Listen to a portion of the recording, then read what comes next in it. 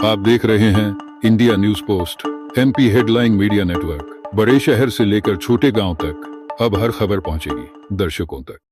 शहरी क्षेत्र कोतवाली में लगातार वाहन चोरी की शिकायतें मिल रही थी और इसी वाहन चोरियों की शिकायत दो पहिया वाहन अधिकतर चोरी जा रहे थे और इन्हीं पर कंट्रोल करने के लिए हमने टीम बनाई थी और टीम को अभी बड़ी अच्छी सफलता मिली है। दो ऐसे शातिर चोर पकड़े हैं पुलिस ने जो खास तौर से पल्सर चुराते थे और 4 पल्सर, 1 बुलेट और 2 डिस्कवर, इनसे कुल 8 गाड़ियां बरामद हुई हैं।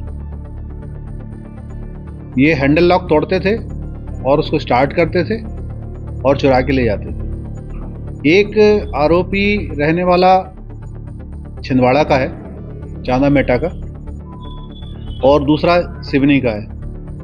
जो छिंदवाड़ा का रहने वाला आरोपी है, दोनों नाबालिग हैं, इसलिए मैं आपको नाम नहीं दे रहा इनके। 17 वर्ष के नाबालिग किशोर हैं, अपचारी हैं। तो जो छिंदवाड़ा वाला है उसका ननिहाल यहाँ पर है, सिवनी में। तो ननिहाल में आता था और सिवनी वाले से उसकी दोस्ती हुई और दोनों के विचार मिलते थे और दोनों ने चोरियाँ शुरू की और इस तरह से इनसे अभी करीब करीब 8 ऐसे वाहन बरामद हुए जो चोरी में गए थे।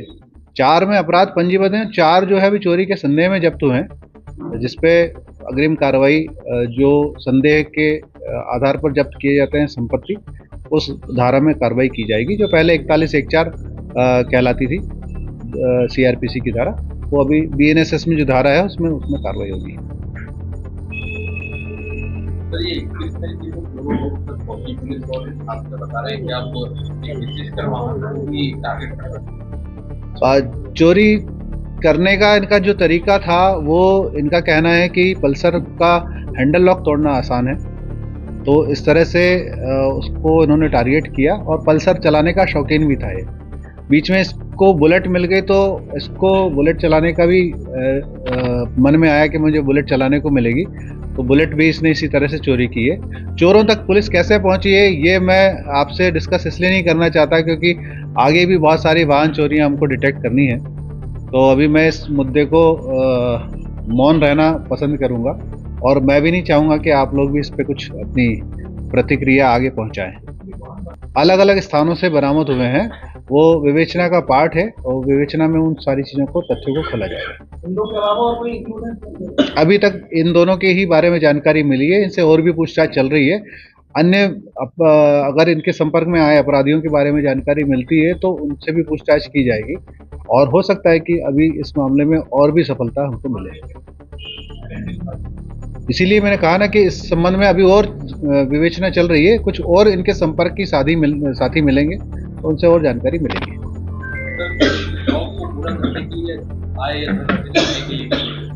इनका प्राथमिक उद्देश्य शौक पूरा करना था और प्राथमिक उद्देश्य जल्दी ही इनका अर्निंग में भी बदल सकता था, जो आर्थिक लाभ प्राप्त करने के लिए परिवर्तित हो सकता था। अलग अलग थानों में है, एक जैसे बैतूल का भी चोरी का प्रकरण है और कुछ सिवनी के हैं। इस तरह से अलग अलग थानों की चोरी के प्रकरण हैं। यदि आप हर खबर से बाखबर रहना चाहते हैं तो अभी आप हमारे इस YouTube चैनल को सब्सक्राइब करें और खबरों की नोटिफिकेशन पाने के बेल आइकॉन पर भी जरूर क्लिक करें। यदि आपको हमारी खबरें पसंद आई हो तो वीडियो को लाइक और शेयर करना ना भूले। धन्यवाद।